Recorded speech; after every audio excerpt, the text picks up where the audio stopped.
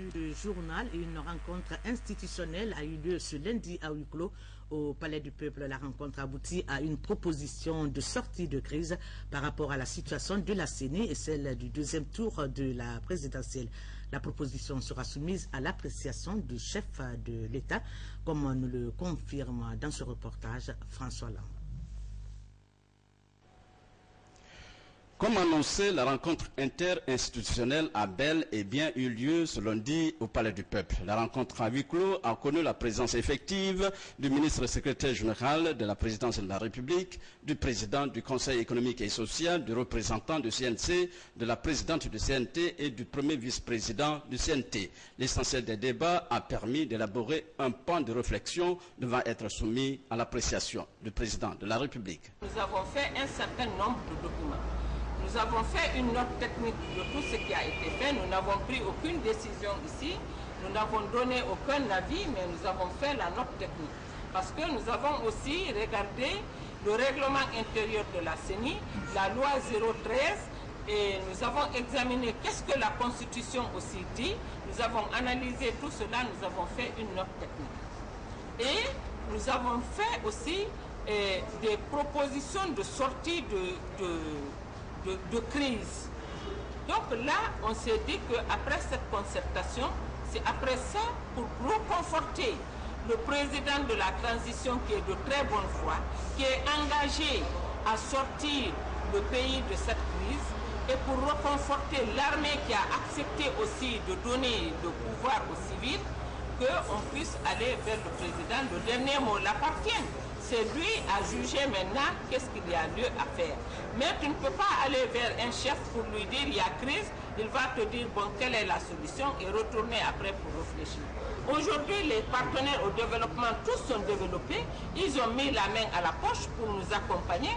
Quand quelqu'un te lave le dos, lave-toi le ventre. Et nous ici, les institutions républicaines, je le dis encore, quand il y a crise, nous ne parlons pas ici d'organiser les élections, mais nous parlons de résoudre les problèmes de la crise. Nous n'avons pas de couleur, nous n'avons pas de parti politique, nous n'avons pas de race, nous n'avons que la Guinée en face de nous. Donc nous ne pouvons pas être complices de quelqu'un pour freiner le processus électoral, il faut qu'on aille de l'avant. Le ministre de la Communication, M. Aboubakar Silla, a reçu en audience l'ambassadeur de Chine en Guinée, venu lui faire ses adieux. L'occasion a été mise à profit pour magnifier les liens de coopération et d'amitié qui existent entre Conakry et Pékin. Au terme de l'entretien, le ministre a offert un cadeau symbolique au diplomate chinois qui quitte la Guinée après 4 années de service. Maferin Camara. J'ai eu le plaisir de rencontrer ce matin le ministre de la Communication pour lui dire au revoir à la fin de mon mandat en Guinée. Et les autorités de Chine ou l'ambassade de Chine en Guinée entretiennent d'excellentes relations avec les autorités de Guinée et notamment le ministère de la Communication.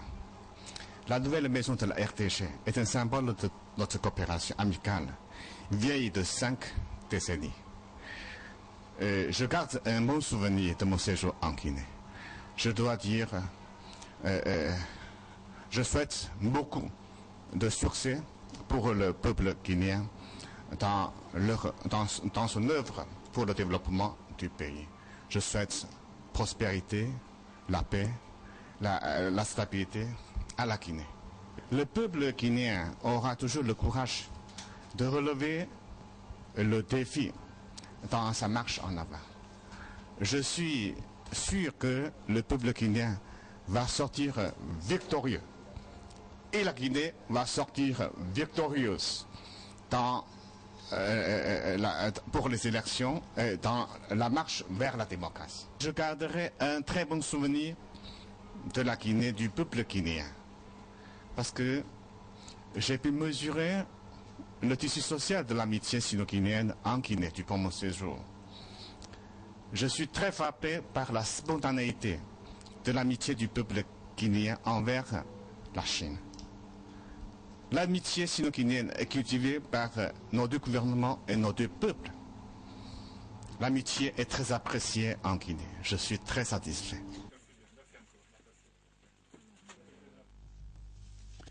L'entreprise Guicopress a procédé jeudi dernier à la remise de clés de 2 édifices au bataillon du génie militaire à Sangoya. Il s'agit d'une messe des officiers et d'un foyer du soldat. La cérémonie a mobilisé officiers, sous-officiers et hommes de rang sous la présidence du chef d'état-major de l'armée militaire. Le reportage est signé Sergent Alassane Diaby. Ça y est, désormais, le bataillon du génie militaire dispose d'un messe des officiers et d'un foyer du soldat. La cérémonie de remise de clés de ces 2 édifices s'est déroulée dans l'enceinte du dit bataillon à Sangoya. Cette réalisation, qui résulte de l'investissement public du ministère de la Défense nationale, s'inscrit dans la dynamique de l'amélioration des conditions de vie et de travail des forces armées guinéennes. Nous sommes ici rassemblés aujourd'hui pour annoncer les couleurs des cérémonies de remise des édifices que Guicopress a bien voulu faire pour les forces armées guinéennes. Nous sommes très comblés parce que nous avons été parmi les premières unités qui ont annoncé les couleurs de la construction dans les camps. Et nous sommes aussi sollicités pour la remise en tout premier lieu.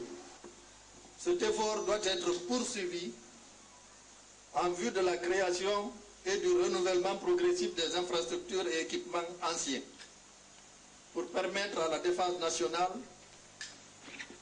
de répondre efficacement et en toute sécurité aux missions de plus en plus complexes qui lui sont confiées. Ces bâtiments entièrement construits et équipés par l'entreprise Guicopress sont composés entre autres des salles polyvalentes, cuisine, salon VIP, de toilettes et autres accessoires. Aujourd'hui, je disais que c'est un sentiment de fierté dans la mesure où nous commençons une série de remises de chantier après et plusieurs séries de poses de première pierre. L'esprit de corps, la sérénité et la solidarité entre frères d'armes nous obligent à accompagner le général d'armée Sekouba Konaté dans son exaltante mission de conduire la transition à terme dans les conditions les meilleures, pour qu'une nouvelle histoire de l'armée guinéenne soit gravée dans l'esprit de chacun et de tous. Ces réalisations serviront à organiser et à créer des activités socio-culturelles au profit du personnel du génie militaire et famille. Une feuille de route vient d'être remise aux autorités guinéennes. En fait, c'est l'état-major de l'armée de l'air qui s'est doté de cette feuille de route pour 5 ans. Et la remise du document de 33 pages a fait l'objet d'une grande mobilisation à la base aérienne devant le chef d'état-major général de l'armée. Le reportage de Mamadou Malal Djando. C'est un document de 33 pages intitulé Plan quinquennal d'études de programme de la stratégie de développement de l'armée de l'air perspective 2011-2015. Ce document a été élaboré par une commission composée de 19 officiers supérieurs en activité et à la retraite. Pendant 3 mois, cette commission a su faire l'état des lieux, apporter des analyses, faire des suggestions et recommandations, puis tirer une conclusion. Je n'avais jamais pensé qu'un jour j'allais venir ici prononcer un discours. Je n'avais jamais pensé aussi qu'on allait faire appel à moi pour participer à l'épanouissement, au développement d'une armée qui me tient à cœur, l'armée de l'air. Le travail abattu lors de ces 3 derniers mois constituera notre référence dans le choix judicieux de nos besoins en équipement, mais aussi un guide en matière de formation afin de rehausser le niveau de combativité de l'armée de l'air. En appréciant cette initiative de l'état-major de l'armée de l'air, le chef d'état-major général des armées, le général Nou Thiam, a remercié les officiers aviateurs à la retraite qui ont bien voulu répondre à l'appel du devoir. Au nom de Monsieur le Président de la République, le général d'armée Sekouba Konaté, président de la transition, ministre de la Défense nationale, j'adresse tous mes remerciements aux anciens. Ces anciens, malgré qu'ils sont à la retraite, ils seront toujours à nos côtés pour nous guider, pour nous assister. Je tiens à ce que ce document soit concrètement appliqué sur le terrain. Autre facette de la cérémonie aura été l'ouverture officielle de l'école de l'air. Avec pour objectif, dans un premier temps, enseigner la notion de base de l'aéronautique aux jeunes caporaux-chefs et dans un second temps, leur donner la qualification nécessaire afin d'assurer la relève du personnel vieillissant de l'armée de l'air. Ce que je viens de suivre ce matin-là à l'aviation militaire, c'est encourageant. A noter que cette formation des jeunes sur place a un avantage énorme, car elle réduirait désormais les dépenses colossales que l'État engage dans la formation à l'étranger. Et voilà, c'est tout pour ce premier journal, mesdames et messieurs, signé pour vous à la réalisation par Abdoulaye Diallo, à l'infographie Faraba Magasuba, à 20h30, Inch'Allah. J'aurai le plaisir de vous retrouver pour la grande édition. Bonne suite du programme télévisé.